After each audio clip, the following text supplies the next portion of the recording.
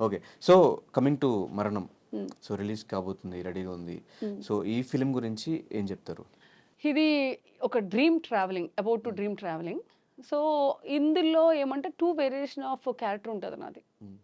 ఒకటి లైక్ ఒక ఫ్రెండ్స్ మధ్య జరిగే స్టోరీలో నా వేరియేషన్ 2 విధాలుగా నన్ను చూడొచ్చు. Especially climax. సో దట్ ఈ సినిమాలో నేను యాక్టింగ్ బేస్డ్ ఎక్కువుంది. ఎక్కడ ఏమి వల్గారిటీ ఉండదు. తర్వాత అబ్బా! ఈ సినిమా ఎందుకొచ్చా అన్న ఫీలింగ్ ఉండదు. ప్రతి ఒక్కళ్ళు ఎంజాయ్ చేసే ఫిల్మ్ 'మరణం' అంటే.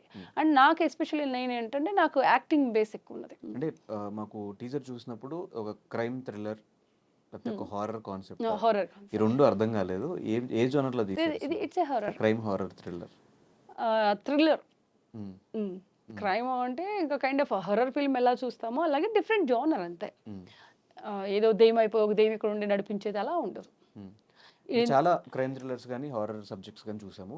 వాటికి ఈ 'మరణం' ఫిల్మ్‌కి వాట్ ఇస్ ద డిఫరెన్స్ మాకు ఇప్పుడు చూపించు. మీకు అదే చెప్పాను కదా! అప్పుడు ఇంతకు ముందు ఏంటంటే ఒక దెయ్యం ఒక దానిలో వెళ్ళిపోయి ట్రావెల్ చేస్తా ఉంటది. అంటే ఇందులోంచి ఇలాగెళ్ళాలి, ఈ దెయ్యం నడిపిస్తుంది అంటది. ఇది అలా కాదు. About to dream travelling. నా డ్రీమ్‌లో మీరొస్తారు. మీ డ్రీమ్‌లో నేనొస్తా. అందులోంచి ట్రావెల్ అయ్యేది. ఓకే. ఇలాంటి డ్రీమ్ ఫిల్మ్ రీసెంట్‌గా ఏదో సినిమా చూసా నేను. ఆహ్, 'కన్నప్పనా' సంథింగ్ ఏదో తమిళ్ ఫిల్మ్. హుహు. ఎలా ఉంటుంది? సేమ్ ఇలాగే డ్రీమ్‌లో కలలో జరిగేది నిజంగా జరిగిద్ది. అందులో అక్కడ దెబ్బ తగిలినా మనోడికి రియల్ లైఫ్‌లో దెబ్బ లేదు. అలా లేదు. అందులో జరిగే అంటే నేను అంటే ఒక డ్రీమ్‌లో ఎలా ట్రావెల్ అవుతుంది, ఏం జరుగుతుంది అది నేను రివీల్ చేయకూడదు స్టోరీని. హ్మ్. It's a dream travelling. అందుకని నేను చెప్పాను. అబౌట్ టు డ్రీమ్ ట్రావెలింగ్ ఎందుకనంటే మనం రివీల్ చేస్తే మళ్ళీ ఎవడైనా చూడాలి కదా! హ్మ్. ఏంటి ఆ కల్లో ఏం జరుగుతుంది? కళ్ళ నుంచి ఏమవుతుంది అనేది. అంతే తప్ప కల్లో జరిగేదే బయట జరుగుద్ది అనేది కాదు. అది ఉండదు. హ్మ్. ఆ కాన్సెప్ట్ కాదు. హ్మ్. మొత్తం డ్రీమ్‌లోనే జరిగే స్టోరీ.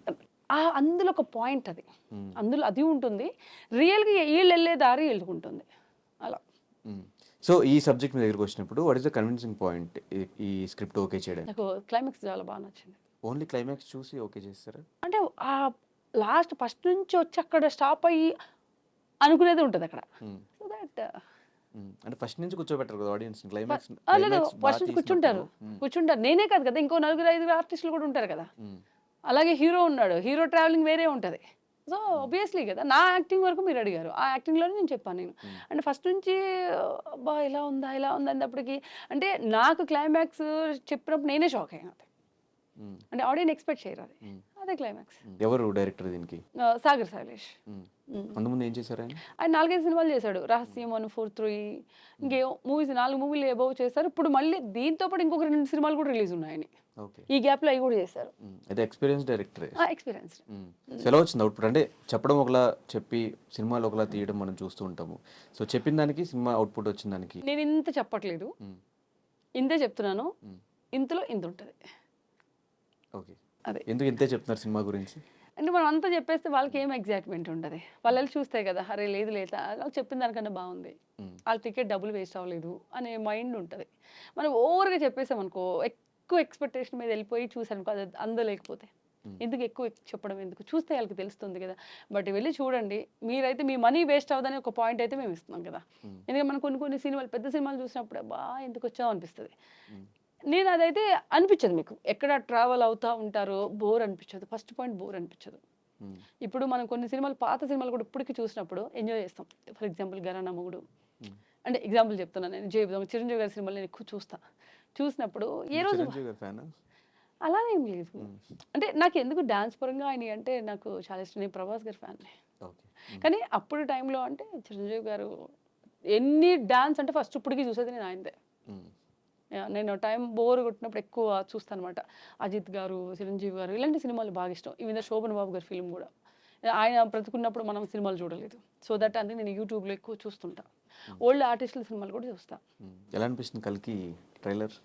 బాగుందిగా మీరే చెప్పాలి. నాకు ఎలా ఉన్నాను ఇప్పుడు ఆడియన్స్‌కి ఒకళ్ళు ఇష్టపడ్డామనుకోండి, మనకి ఇష్టం అనుకోండి ఆ హీరో, ఎంత దారుణంగా చేసినా మనకి నచ్చేస్తది. మన హీరో అని. అలాగే ఉంటది. ఏమో హోప్ ఎక్కువుంది. 'కల్కి' మీద నాట్ ఓన్లీ మీ ప్రతి ఒక్కళ్ళకి చాలా హోప్ ఉంది. హ్మ్. డిఫరెంట్‌గానే ఉంటుంది, బావుంటుంది అనేది. హ్మ్. బావుండాలి. హ్మ్. సినిమా హిట్ అవ్వాలి. అవ్వాలి. హిట్ ప్రభాస్ అవ్వాలి. గారికి మంచి అంతే. సక్సెస్ రావాలి. అవుతుంది. చాలా గ్యాప్ వచ్చేసింది కాబట్టి. హ్మ్. యాహ్! ఈ 'మరణం' సినిమాలో what is the best thing మీకు బాగా నచ్చింది? ఒక అంశం ఏం నచ్చింది బాగా? నాకు ఒక సీన్ ఉంటది. ఫ్రెండ్స్ మధ్యలో ఒక సీన్ ఉంటది. ఆడియన్స్ కూడా ఎక్స్‌పెక్ట్ చేయడం అనమాట.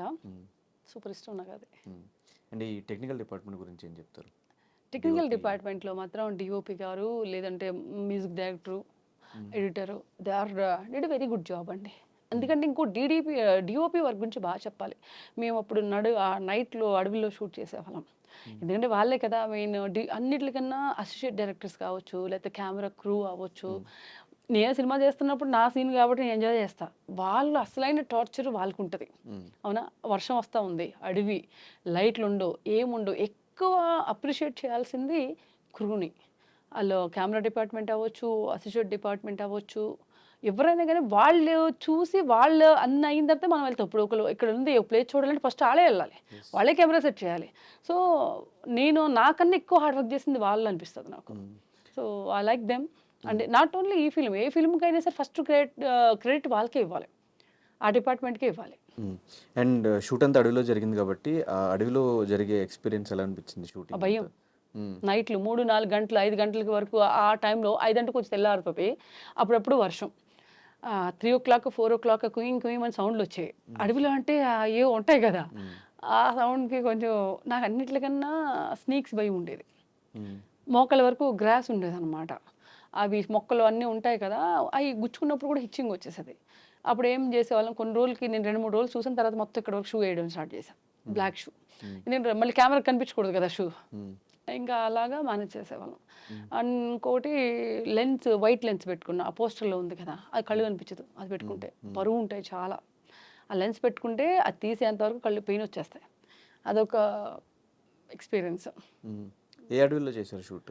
ఇక్కడ చిలుకూరు దగ్గర అటు వెళ్ళాము. ఓకే, తెలంగాణలో షూట్ అయ్యింది. తెలంగాణలోనే. అక్కడే ఆ సరౌండింగ్ ఏరియాలో అటు సైడ్ మొత్తం అంతా ఏరియా. నాది ఎక్కువ 90% షూట్ అంతా నైటే. ఎన్ని డేస్? ఒక 30 డేస్ పైన చేసాం. బాగానే కష్టపడ్డారు అయితే.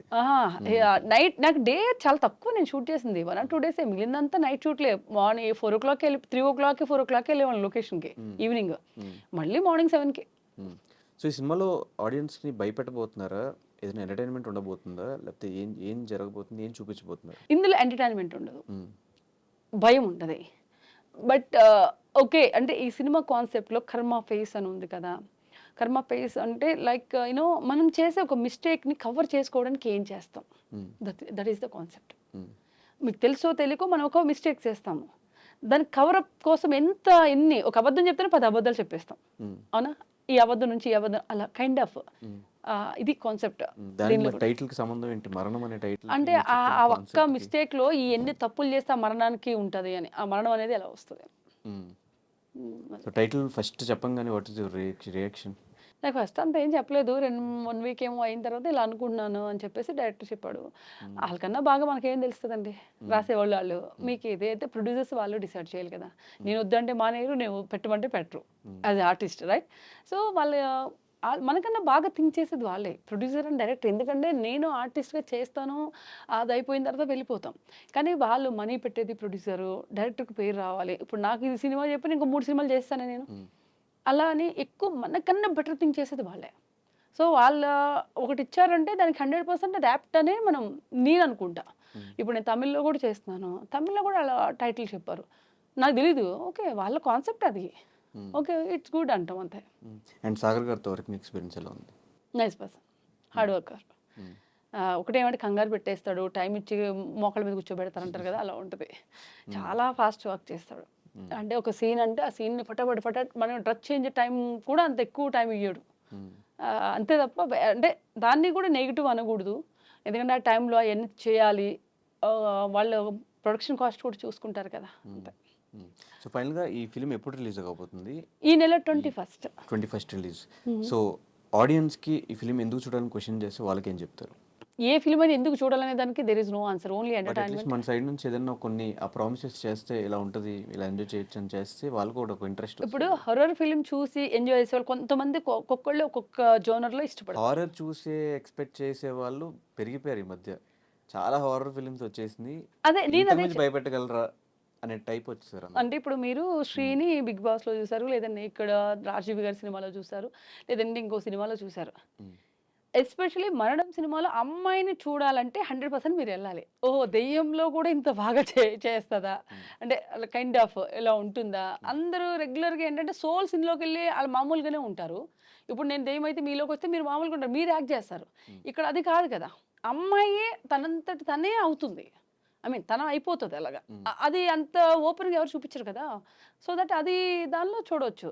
And I can assure that మీరైతే సినిమా ఎక్కడ బోర్ అవ్వరండి.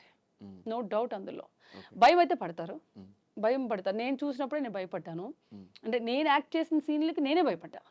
బాబోయ్! ఎలా వచ్చిందా అని. అంటే మనం తెలియకుండానే ఇలా గూస్ బంప్స్ వస్తాయి కదా! కొన్ని సీన్ ఎస్పెషల్లీ క్లైమాక్స్. అదైతే చాలా భయమేస్తది. అండ్ మీకు బాగా నచ్చిన హారర్ ఫిల్మ్ ఏంటి? నేనంత పెద్ద బిగ్ ఫ్యాన్ అయితే కాదండి. చూస్తా నేను. చూసిన వాటిలో బాగా నచ్చిన ఒక హారర్ ఫిల్మ్ తెలుగులో. నాకు తెలుగులో నాకు తెలిసిన ఒక చిన్న అప్పుడు అది ఎన్ని ఇయర్స్ అయిందో నాకు తెలీదు గానీ 'అవును' అనే సినిమాకి మాత్రం వెళ్ళినప్పుడు ఓకే. అనుకున్నా. దాని తర్వాత పార్ట్ 1, పార్ట్ 2 ఇవి కూడా అంటే ఇప్పుడు 'చంద్రముఖి' ఉంది. హ్మ్. ఓకే. 'కాంచన' ఉంది. Those are the different genres. But horror film కిందనే వస్తాయి. అవునా? 'కాంచనాలో' వచ్చేటప్పటికి ఆ ఫ్లాష్ బ్యాక్ వచ్చేటప్పుడు తెలిసినప్పుడు తెలుస్తుంది. అలాగే 'చంద్రముఖి' రైట్? జ్యోతికి ఇలా ఒకేసారి ఇలా అన్నప్పుడు అంటే చెప్తున్నాను నేను. దేనిది దానికే ఉంటది. ఇప్పుడు ఇది టోటల్‌గా నాకు 'చంద్రముఖి' చాలా ఇష్టం. 'కాంచన' చాలా ఇష్టం. హ్మ్.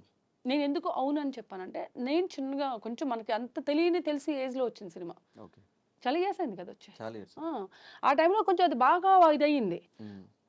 అంటే లోపల నుంచి ఎవరో వచ్చి అమ్మాయికి ఏం చేస్తుందో తెలీదు. ఓన్లీ ఒక అపార్ట్మెంట్‌లోనే జరిగిన స్టోరీ. ఒక విల్లాలో జరిగిన స్టోరీ. అలాగా. అలా అని చెప్పేసి 3 వేరియేషన్ నేను చెప్పిన సినిమాలో. హ్మ్. 'Chandramukhi' is different. 'Kanchana' is different. 'అవును' ఈస్ డిఫరెంట్ కదా! సో దట్ అది. నేను ఈ సినిమా చేస్తున్నప్పుడైతే 'రాత్రి' అనే సినిమా చూసా. రాత్రి. రాత్రి చూసా. ఎందుకంటే అప్పటిదాకా అసలు ఎలా చేస్తారు? ఏంటి? అనేది అంటే అది ఓన్ చేసుకోవడానికి కాదు. జనరల్‌గా రిఫరెన్స్. అబ్జర్వేషన్ చేయడానికి మా డైరెక్టర్ చూడమన్నారు ఆ సినిమా. అందుకు చూసా. హ్మ్. కానీ నాకు గుర్తులేదు. హ్మ్. అంతే. యెస్. సో, డెఫినిట్‌గా ఈ రాత్రి ఇంకోటి 13వ అంతస్తు సినిమా ఒకటొస్తది. అది చూడలేదు అది కూడా. 'చంద్రముఖి', 'కాంచన' ఇట్లా హారర్ ఫిల్మ్స్ అనగానే ఎలా గుర్తొస్తాయి? ఖచ్చితంగా మీ 'మరణం' అనే సినిమా కూడా గుర్తొస్తుంది. హారర్ సబ్జెక్ట్ అనంగానే గుర్తు రావాలి. అట్లా ఆడియన్స్ రేపు 21st మంచి రిజల్ట్ ఇవ్వాలి అని చెప్పి మనస్ఫూర్తిగా కోరుకుంటూ thank you. Thank you so much and all the very thank you. Best in thank you. ఫ్యూచర్‌కి. Thank you so much Dhanush garu. Very thank you. Nice meeting you and very nice talking to yeah! You. Thank you. And thank you so much.